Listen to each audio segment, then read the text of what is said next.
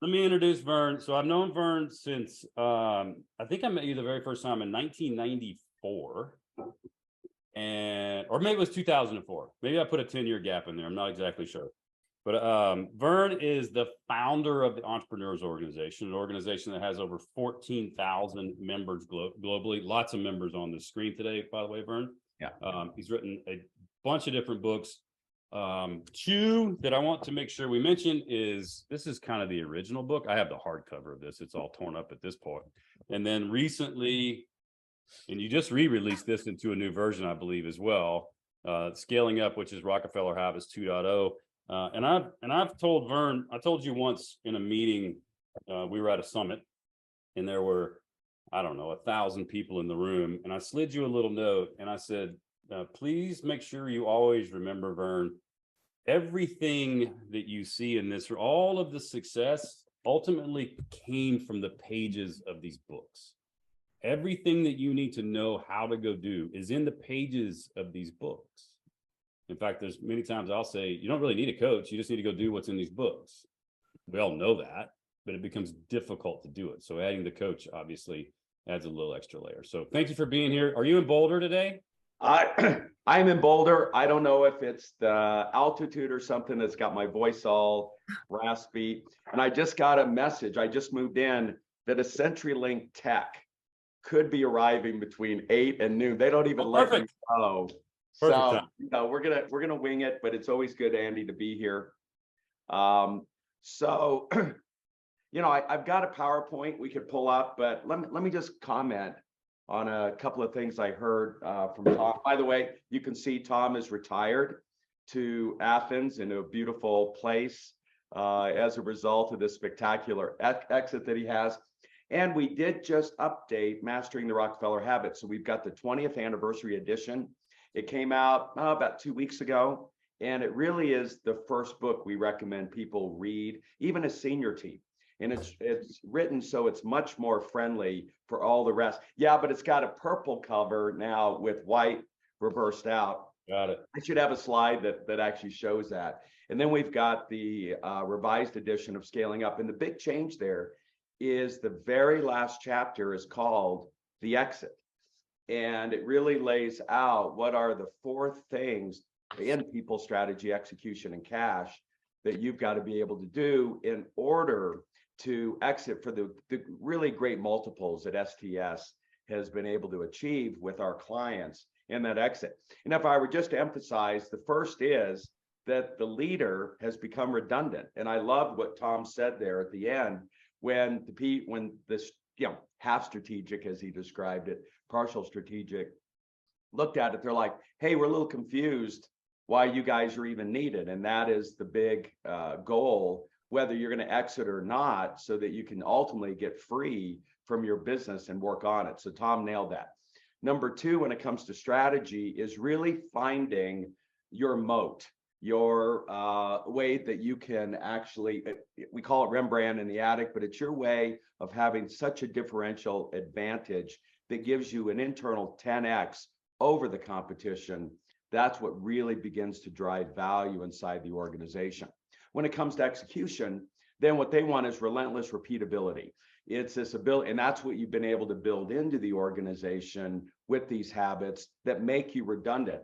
And all you want to do is convince them that now with their resources in our machine that we have created, we can take this further, faster. And then when it comes down to the cash side of the business, that's why you're doing all of this, is ultimately not to mess up that final decision. And that's where it's critical that you get a coach in terms of guiding you through that. So just a couple of opening thoughts. I am going to pop up the presentation real quick. I've got a few slides. I won't dwell on them too much. Whoops, that I had it clicked on the right one. Hold on. Move you guys there. There it is. Everybody's part of the family here. Yeah, you got it. Well, the box over there keeps throwing over there we go. So anyway, I did want to give you guys a news update. How many of you are familiar with the rapper 50 Cent? I do want to see a show of hands. All right. Well, the new name, he's changed his name to 85 Cent, and that's to adjust for inflation. So just and by the way, that is the the elephant in the room.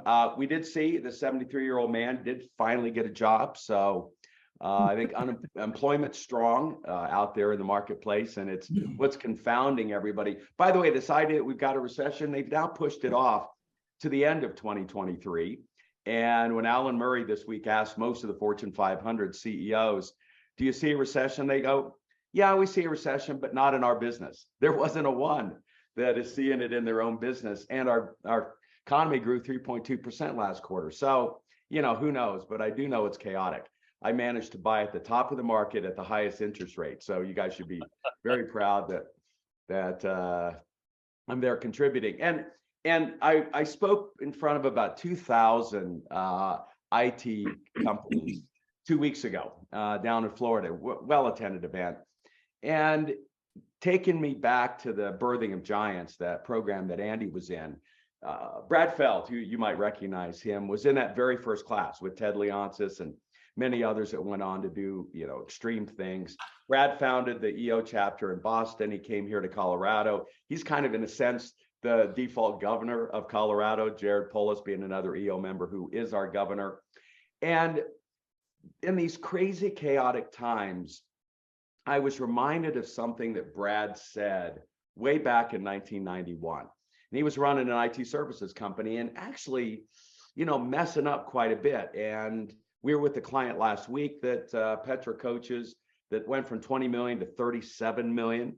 Literally more companies die from indigestion than starvation. And the challenges with supply chain and labor and, pressures on wages and inflation and all of that, folks are messing up. I was late with the 20th anniversary edition, getting it up by 2 weeks because of supply chain challenges. We've been fighting paper supply for a year now, and we're lucky we had to print up some stuff urgently. And so Brad was messing up quite a bit with his clients. So he went out to talk to him and said, I need to understand why you're staying with us. And they go, Brad, look, it's just because you guys suck less.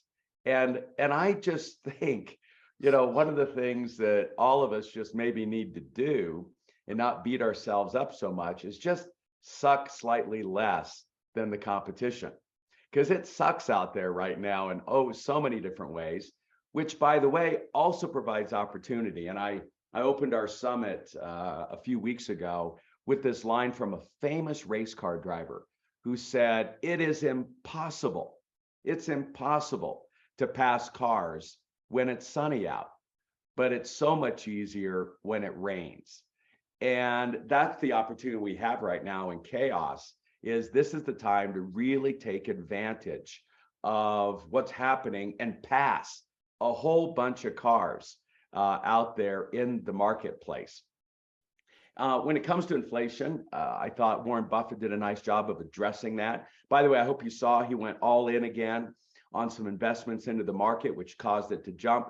Look, he's been sitting on 51 billion of cash all through the pandemic. And earlier this year, he put it all in.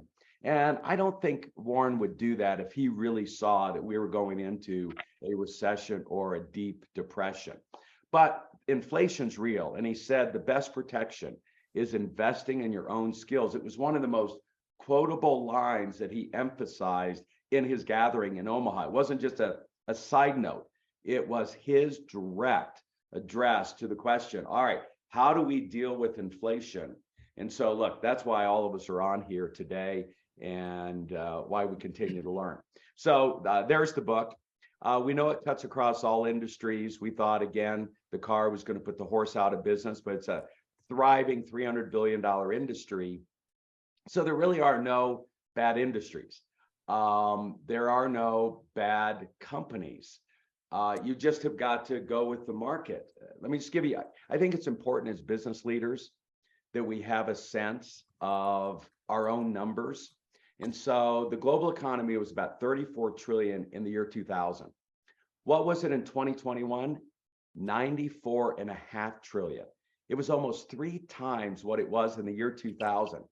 Now, if that economy were to drop by 5%, that would be an unbelievable, great at least recession, if not depression, we would simply fall back to 2019's global GDP of 88 trillion.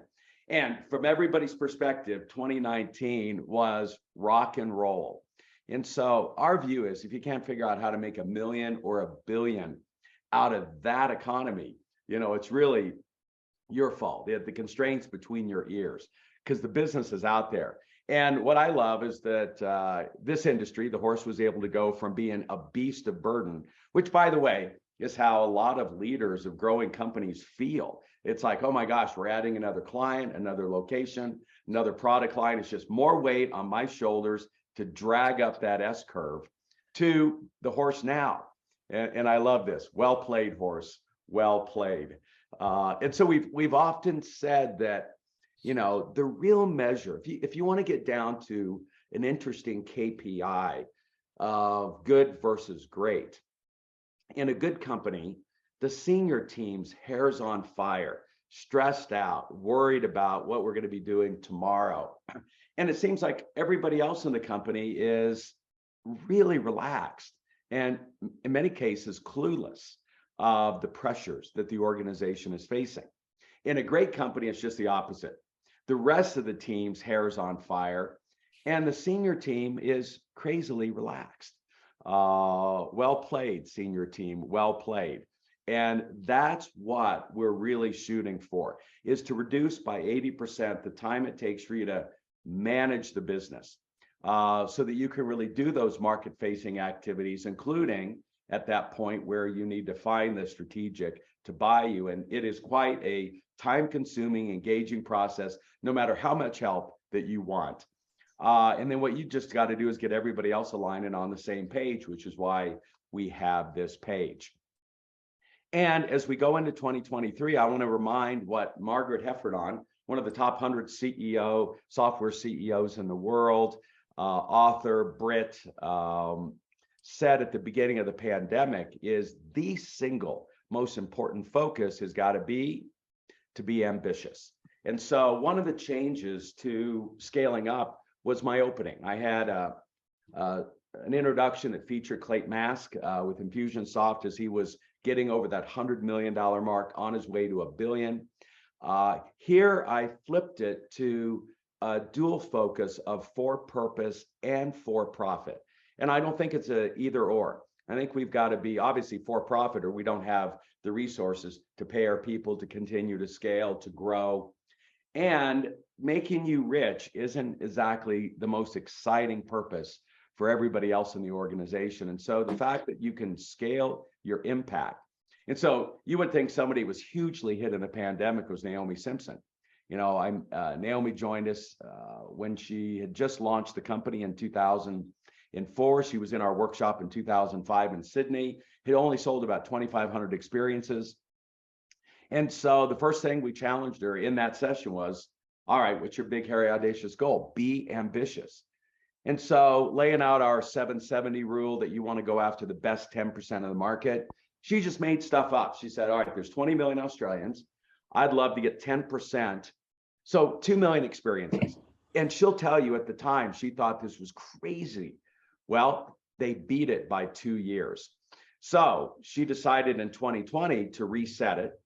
And they have decided they would like to serve up an experience every second somewhere on the planet. And to give you a perspective, they've been measuring this, and they finished 2020 when she set her next 10-year BHAG at 1 every 34 seconds. So we like to say, look, it's so much easier and different to think about how do you 10x the business over 10 years. You've got to think different than if you're going to 2x.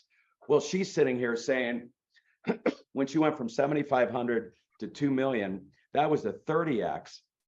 She goes, why not do it again? By the way, to give you perspective, her revenues are about 100 million. That means she's on course to be at 3 billion, but she's already going to be at $250 million next year. She thinks she's going to beat this BHAG by 2 years again. And what I love, excuse me, is that she gets scoreboards up big where everyone can see it. That's why we've got our scoreboard technology that, for a couple of Starbucks a day, and I love that analogy, for 2 Starbucks a day, you can have this kind of real-time data right on everybody's mobile device, like you would tonight with the Thursday night football that I'll be tuned into. And that brings us to then why, look, my 15-year-old loves gaming. People are excited. John Ratliff, who leads our Go coaching organization, wrote a great piece yesterday about why we love sport. And look, Candy Crush did another $1 billion in revenue last year. I had a chance to meet the CEO just before the pandemic.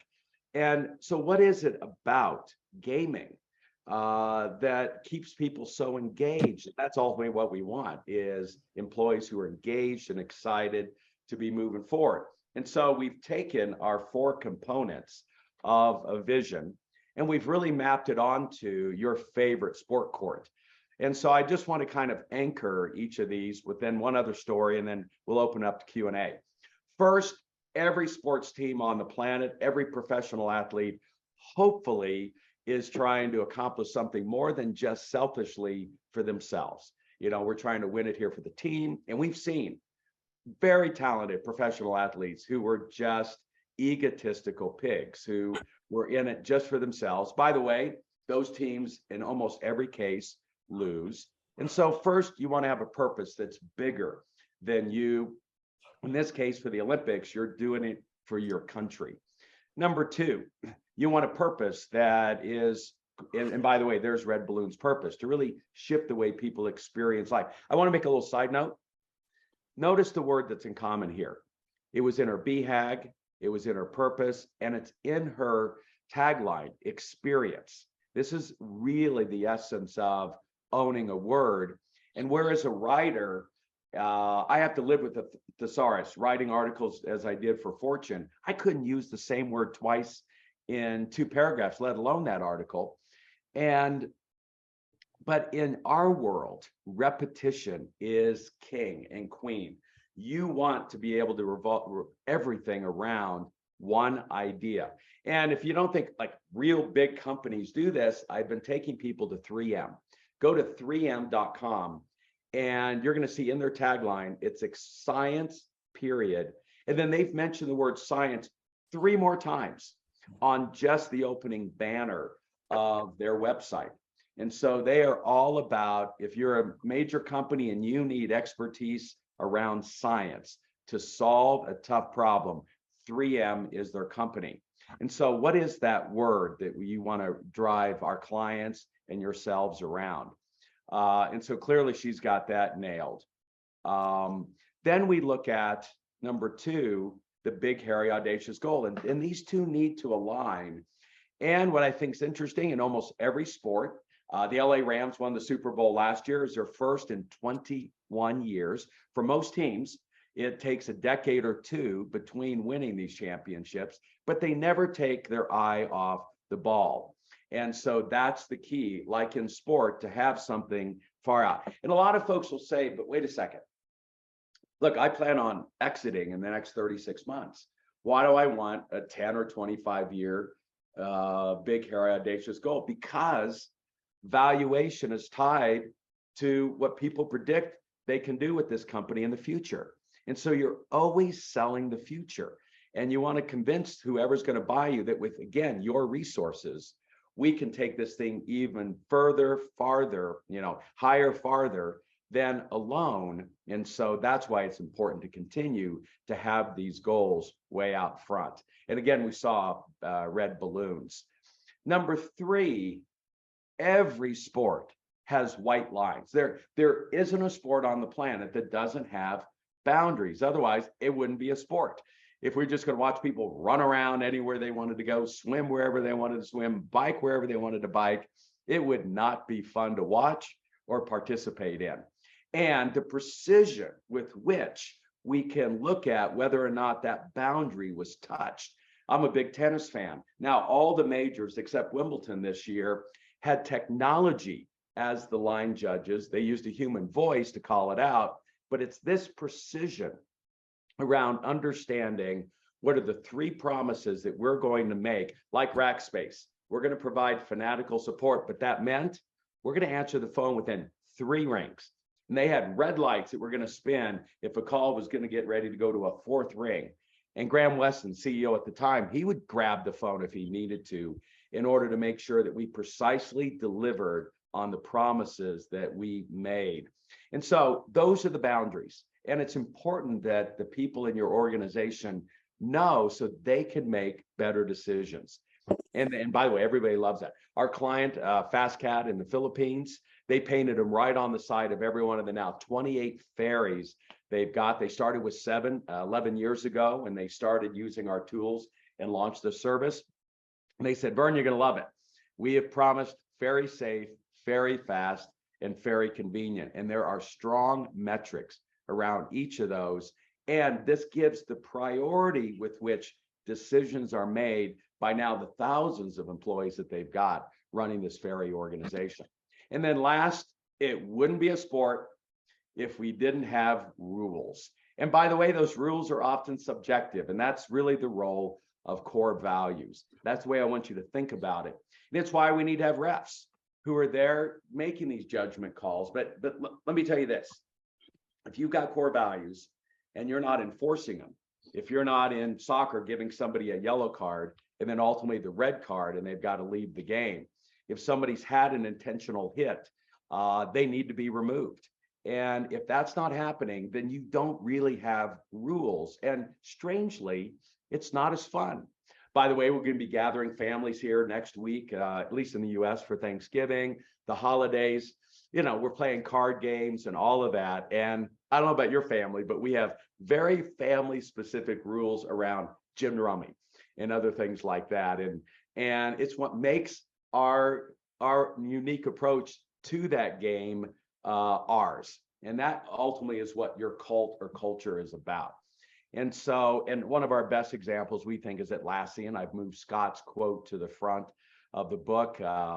They were at that same workshop in 2005 with 50 employees. Today they have over 5,000 and a $50 billion market cap. But the thing Scott said when he spoke for us just before the pandemic is, you helped us discover our 5 values, and a lot has changed from 50 to 5,000 employees, but these 5 have remained the same. By the way, if you go to Atlassian core values, you're going to see their video, their 5 values. You're going to see the unique titles, the descriptions, and most importantly, you're going to see it's the #1 page for their recruiting. And so it's ultimately about, we're not going to let anybody on this team if they're not willing to live by these rules.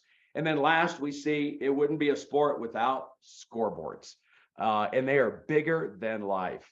And that was the first thing Naomi did when she came out of that 2005 workshop, is she put up a flat screen and said, man, we're going to track this every moment of the day. Last kind of story to anchor all of this. So summarize there, those 4 components of vision aren't just a mental exercise for you to write down and then put on, the wall or the shelf. This is the framework for how you're going to gamify and have a lot more fun in scaling the organization. Now, ultimately comes down to making this place a drama-free zone. And, we've been so obsessed with safety over the last 2 years that I've been asking audience, where is the safest place to be in the US? Folks will often say their home but I got to tell you, the knock on wood, Andy, those of us that travel at all, the literally safest place to be if you don't want to die is on a commercial aircraft. By the way, the data is similar in Europe. First decade this century, 11 fatal crashes, 247 deaths. If you take the black swan moment of 9/11 out, which had 231 deaths on airplanes, we average basically 1 crash a year and 25 deaths. Now, that is horrendous. You don't want any, but to put it in perspective, 60 people on average a year in the US die from lightning strikes. I mean, you're not as safe eating lunch, walking across the street, for sure, getting in your automobile. But what has been the improvement over the last decade? It wasn't just tenfold, it was 100-fold. They reduced it to just 2 fatal crashes, knock on wood, and 2 deaths, from 247 across a decade to 2, one of those being the first in Southwest Airlines history. That's the kind of track record we want. By the way, where is the least safe place to go? And that is the US hospital. If you don't want to die, you need to be dragged kicking and screaming, because you're not going to die from what you went there from. You're going to die from third leading cause of death in the US, medical error. 249,000 deaths a year. Now, somebody asked, all right, why isn't our healthcare system, this is medical error. This isn't because you were really sick and look, they tried to save your life. This is a mistake they made. This is, a mistake a mechanic made on an engine or repair, or a pilot made, pilot error, which they found was really at the heart of a lot of the fatal crashes in the previous century. So somebody said, why hasn't the medical industry gotten on top of this? And somebody said, tongue in cheek, it's because the doctor is not going down with you like the pilot. And it's an interesting idea. If the doctor did, I think they would fix this stuff.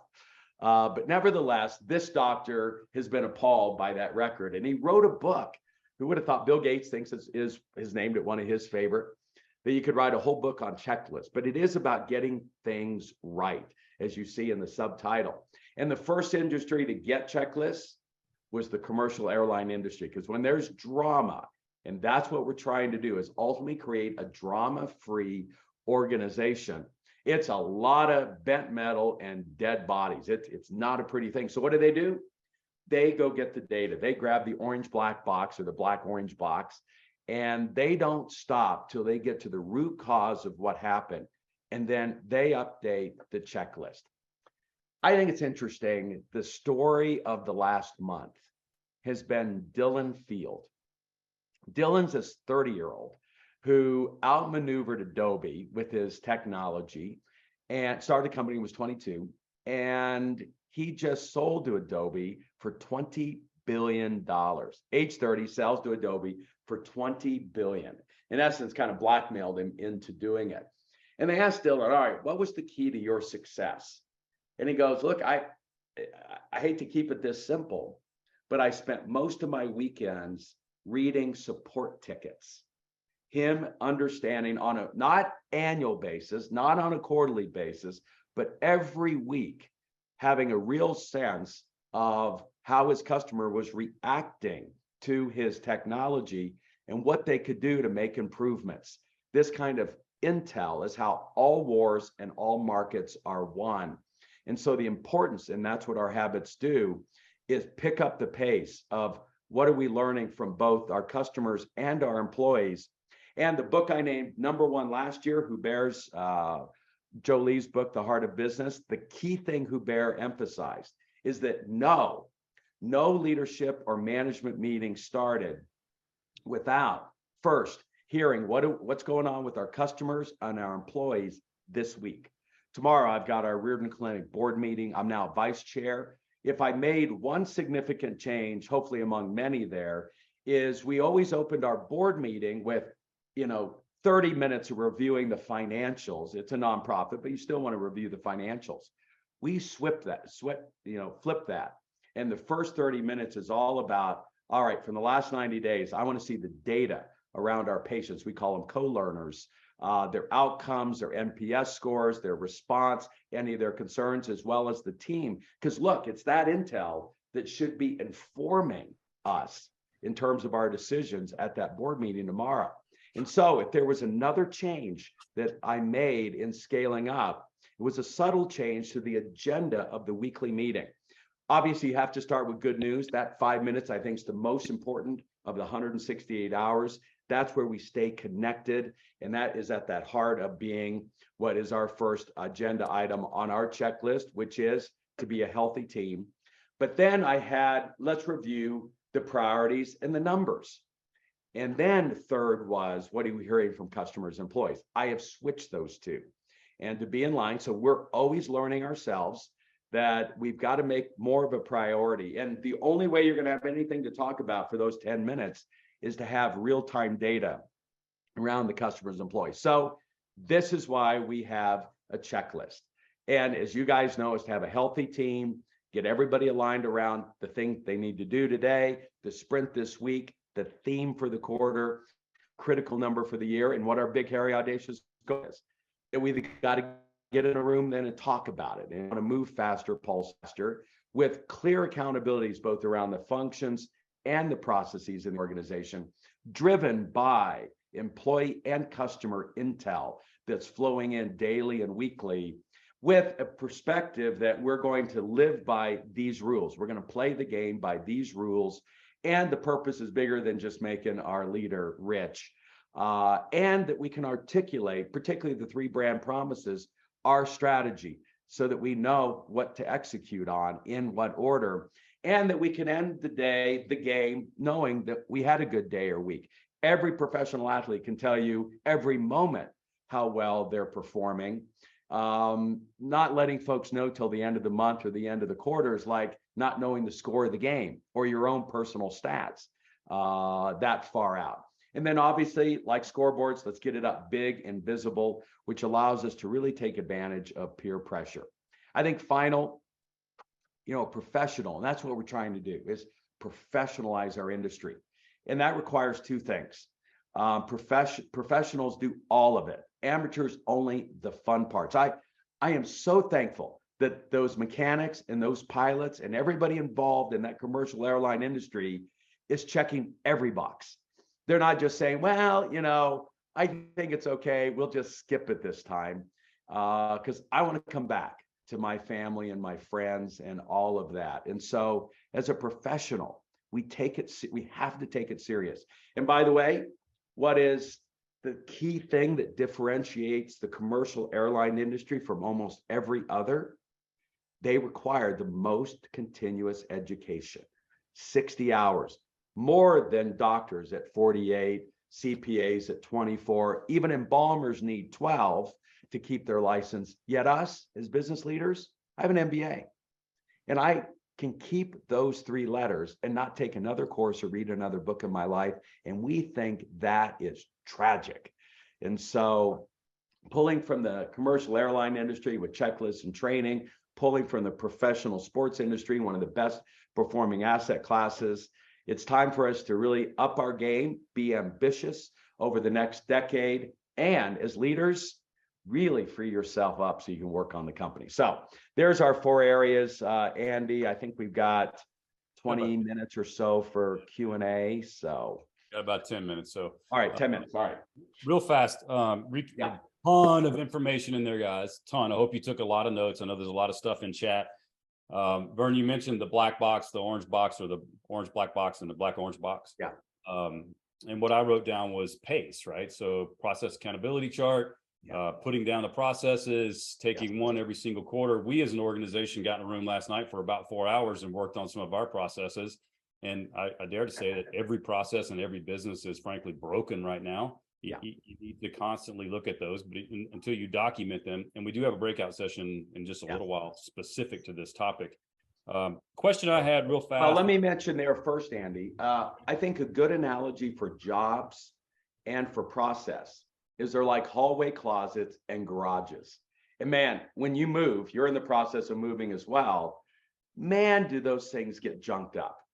And if you don't go in and clean them out, annually, then you're just going to get bigger closets and bigger garages. And that's what we see people doing, is throwing people at the problem. And so with the pressure folks are coming under with wages, are very simple ideas that, look, question, do you want less people paid more that are smarter, or do you want to have a whole lot more lower paid dumb people? And I think it's fairly clear. And the key metric is the one you drove your company on, gross margin dollars per employee. And if you can take it from 75 to 275, which you did, guess what? You got a lot of margin in there to pay people what they need, so you don't have this loss of talent that's driving people crazy. For sure, for sure. And Eric Frank, who's going to speak to us in just a minute, is going to run a face and pace breakout in just a bit. Cool. You said something in your few minutes there that I wanted to make sure we came back to, this 770 rule. Yeah, and I'm not sure everybody's really clear what that is. It's an incredible concept and something for people to think about. Can you unpack that for just a second?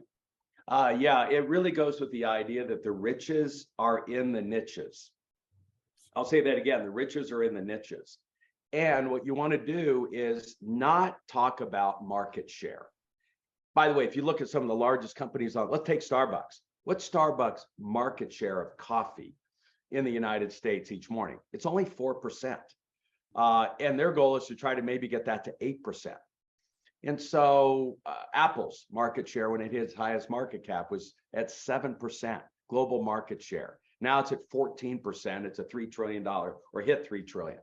So the 770 rule is to say, if we look at a broad market, we want to focus on the 10% of the market where there's the most profit.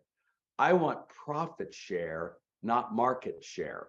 And then what you want to do is dominate that niche. You want to have 70% market share within that segment. And so Starbucks has decided that the thing they're going to focus on is takeout. And their goal right now, they've got 40% in the United States of all of the takeout points to get coffee. Their goal is to take that to 80%. And so they'll essentially have an 8% of the total coffee consumed, but they'll have 80% of the distribution points. And as you're seeing Starbucks popping up in hotels and every place that doesn't require physical. In fact, yesterday there was an article that Fortune reported on where Starbucks is really emphasizing gatherings over Zoom with Starbucks. It still can have that third place sense, but we don't need to have the physical locations. So that's the 770 rule. Thank you, Verne. Emily, we got some more questions coming in. Yeah, we just had one come in the chat. Verne, what are you reading right now? What's that? What are you reading right now? I just finished Joe Polish's book. I'm going to name it #1 this year. The Heart of What's in It for Them. The Heart of Business was last year. What's in It for Them.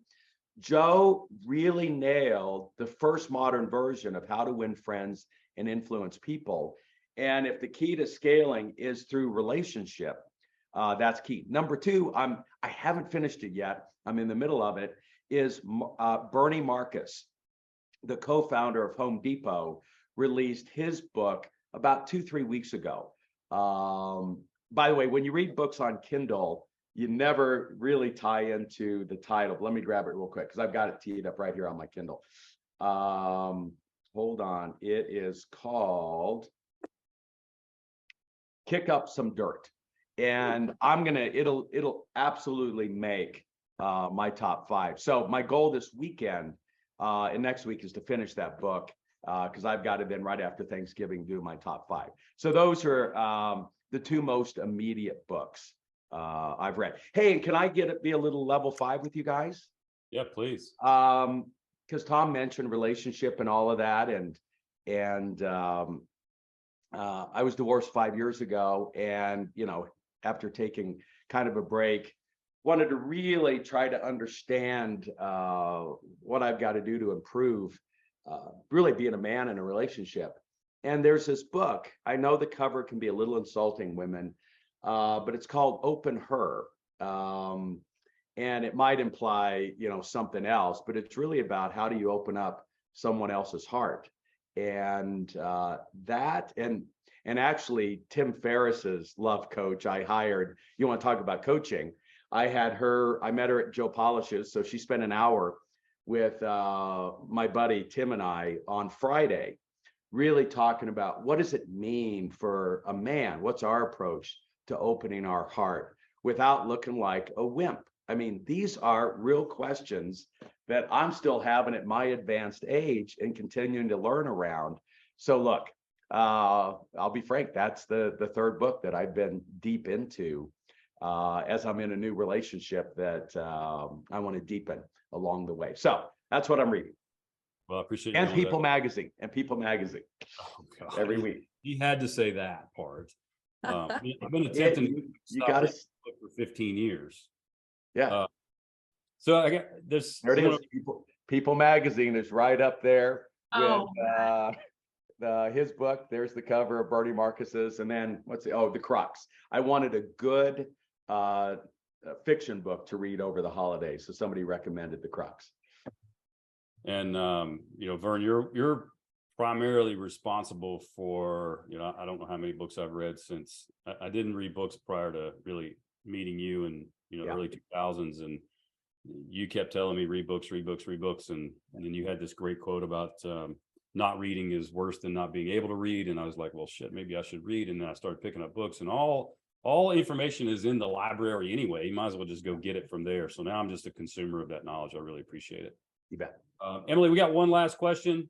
Yeah, we do. Verne, can you talk about pricing a bit? With cost increasing so rapidly, how should businesses think about how to increase prices appropriately? Prices, you said, right? Not crisis, prices. Prices with a P. Well, that's where we've really been emphasizing upping your game in pricing strategy. And compensation is pricing internally. And the reason that we get pricing so wrong and compensation is that we're dealing with people. And the one thing we know about people, they are not rational. They are not logical. They are psychological. And so understanding the psychology of pricing is something that we need to up our game on, and that of our clients. So the short of it is, I've been encouraging everybody to go back and reread that 2018 HBR article titled Good, Better, Best, and how you've got to use those strategies. By the way, one of the best at it is IKEA as a retailer. And the article's around how IKEA uses the psychology of pricing to really upsell you in a way that you're not even aware of it, yet to also give you a sense that they're really low price when in many cases they're not. And so that, and then obviously Herman Simon's book, and I love the subtitle, price is everything in terms of how people view it. I think that's the short of it.